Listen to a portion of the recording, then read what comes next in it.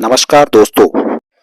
केंद्र सरकार ने सरकारी कर्मचारियों व पेंशन भोगियों का कोरोना महामारी के दौरान 18 महीने का DAR महंगाई भत्ता व राहत का भुगतान पर रोक लगाई थी, जो कि जुलाई 2020 से दिसंबर 2021 तक 18 महीने का था। अब उसी का एरियर बकाया राशि के भुगतान के लिए सभी कर्मचारी संगठन व पेंशनभोगी संगठन सरकार से बार बार गुजारिश कर रहे हैं कि इसका भुगतान सभी कर्मचारियों व पेंशनभोगियों को किया जाए। इस वीडियो में मैं बताऊंगा कि इस विषय पर वर्तमान में क्या चर्चाएं चल रही हैं। कृपया वीडियो को पूरा देखें और अंत में लाइक, शेयर और बेल आइकन दबाकर सब्सक्राइब कीजिए। केंद्र सरकार जहां एक और जनवरी 2025 में केंद्रीय कर्मचारियों के महंगाई भत्ते को बढ़ाने का निर्णय लेने जा रही है, वहीं 18 महीने के DAR का भुगतान के संबंध में खबरें आ रही हैं। कर्मचारी संगठन द्वारा केंद्र सरकार के पास कर्मचारियों और पेंशन भोगियों का 18 महीने के DAR का एरियर के भुगतान का प्रस्ताव भी पहुंचा दिया गया है और उम्मीद की जा रही है कि केंद्र सरकार इस प्रस्ताव पर आने वाले समय में कोई बड़ा निर्णय जरूर ले लेगी। काफी लंबे समय से केंद्रीय कर्मचारी केवल उम्मीद की डोर पर ही टिके हुए हैं।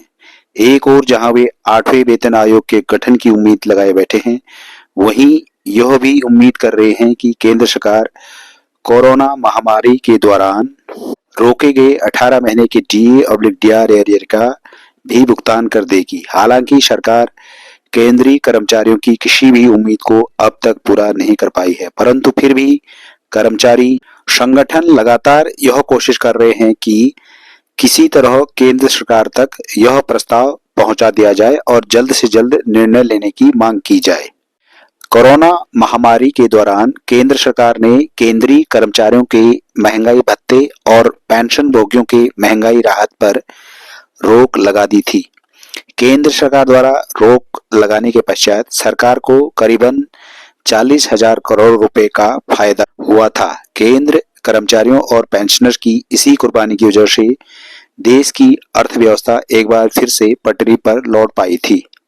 अब जब देश फिर से तरक्की करने लगा है और अर्थव्यवस्था काफी स्थिर हो गई है, तो केंद्रीय कर्मचारी और पेंशनर्स इस 18 महीने के DAR की भुगतान की मांग कर रहे हैं, ताकि उन्हें भी कुछ लाभ देखने को मिले। यदि केंद्र सरकार केंद्रीय कर्मचारियों और पेंशनर्स को इस 18 महीने के DAR एरियर का भुगतान करती है, तो प्रत्येक कर्मचारी के खाते में न्यूनतम 2 लाख रुपए तक आने की संभावना दिखाई दे रही है। में से विभिन्न कर्मचारी संगठन सरकार से यह मांग कर रहे हैं कि उन्हें 18 महीने के DAR एरियर का भुगतान कर दिया जाए। यहाँ तक कि कर्मचारी संगठन सरकार के पास यह प्रस्ताव भी पेश कर चुके हैं कि यदि सरकार इस महंगाई भत्ते के बकाये का भुगतान एक साथ नहीं कर सकती, तो इसका भुगतान किस्तों में कर दें, ताकि कर्मचारियों को हर तिमाही या 6 माही में इसका लाभ मिल सके।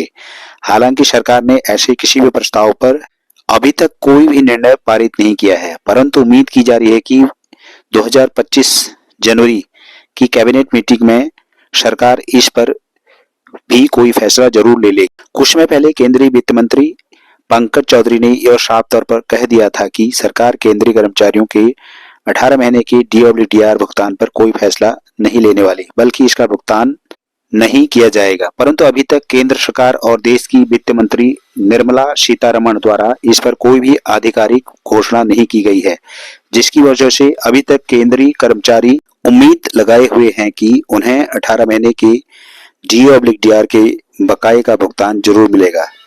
पेंशन भोगियों के लिए भी यह काफी अच्छी खबर साबित होगी, क्योंकि उन्हें भी इसका लाभ मिलेगा। यदि केंद्रीय कर्मचारियों और पेंशनर्स के DAR के एरियर का भुगतान किया जाता है, तो उसकी गणना इस प्रकार होगी। जुलाई 2020 से दिसंबर 2020 6 महीने का 17% के हिसाब से DAR जनवरी 2021 से जून 2021 6 महीने का 28% के हिसाब से डी/डी आर। जुलाई 2021 से दिसंबर 2021 6 महीने का 31% के हिसाब से डी/डी आर। केंद्र सरकार यदि 18 महीने के डी/डी आर का भुगतान करती है तो लेवल 1 के कर्मचारी को 11,800 से लेकर 37,544 रुपये तक एरियर मिलेगा। लेवल 13 के कर्मचारियों को 1,44,200 से लेकर 2,18,200 तक एरियर मिलेगा।